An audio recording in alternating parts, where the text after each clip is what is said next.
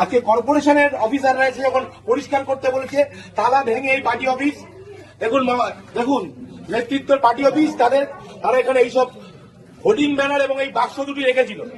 আজকে এখানে তালা ভেঙে এখানকার কর্মচারীরা, এখানকার সাফাই কর্মচারীরা, এখানকার অধ্যাপকদের অনুমতি নিয়ে এগুলো উদ্ধার করেছে। আপনারা দেখুন কি পরিমাণ টাকা, 100 টাকা 500 টাকার বান্ডিল উই পোকায় খেয়েছে। এই টাকার উৎস কি আমরা জানতে চাই। এই টাকা কারা দিনের পর দিন এই কলেজে যারা দুর্নীতি করেছে, এই কলেজে যারা দিনের পর দিন ধরে দুর্নীতি করেছে, এই কলেজে দিনের পর দিন যারা টিচিং স্টাফদের ঠকিয়েছে, প্রফেসরদের সঙ্গে গুন্ডামি করেছে, তাদের প্রত্যেকের টাকা এটা।